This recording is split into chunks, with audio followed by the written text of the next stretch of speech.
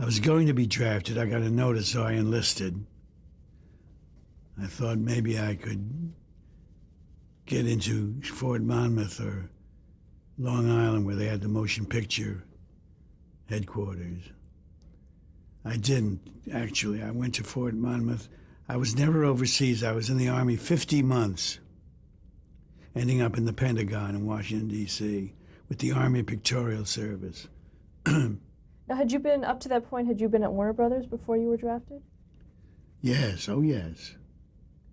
How did the publicity department handle, the impending, entrance into the war? Patriotically. Did it change the way you were then? Warners couldn't do enough for our boys, as they said. They used to get things screwed up. They'd send you a knitted cap if you were stationed in the South Pacific. One year they sent a book called Try and Stop Me by Bennett Cerf. Everybody got the book whether they wanted it or not. They were intensely patriotic. And during the war, you served as a public relations officer. Yes, it was an extension of what I was doing at Warner Brothers, in a sense.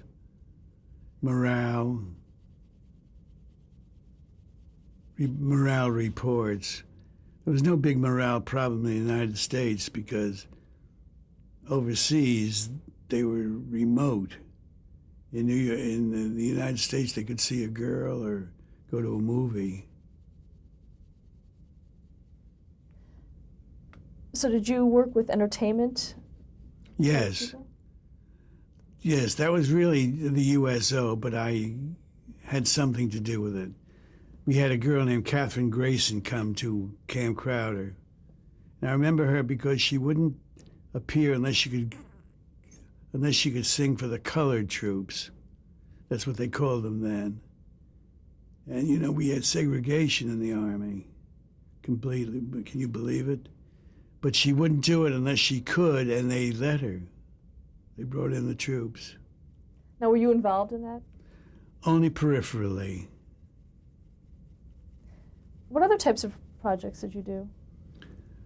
Well, I'd make my annual report. Sometimes I'd write speeches for the general, a General Arnold, but not the big General Arnold. This was a General Arnold who had been in Australia and had this troop standing at attention for an hour, and a lot of them, a whole covey of them fainted. So they brought him back. He was a brigadier general. You then joined the Army Pictorial Service. Yes, that was in Washington, D.C. A friend of mine was with them. They were in charge of the combat photographers. I used to see all their work. They used to jump off out of airplanes with a camera strapped to their waist, sometimes in advance of the infantry. They were very intrepid people. What kind of Some of the photographs they took were used in the War Crimes Commission. Horrible pictures. And many of them weren't used, seen by the general public, because there was some nudity. A lot of the corpses were nude women, children. Now, what were your responsibilities regarding the photos? Disseminating news about the Army Pictorial Service, what they do, how they did it. And when were you discharged? I was discharged in 1946, March. Where did you go? I went back to Warner Brothers and told them I wanted to work in Hollywood. And they were very patriotic, as I said, and they sent me back to the coast. I arrived carrying 2 pieces of matched luggage, barracks bags.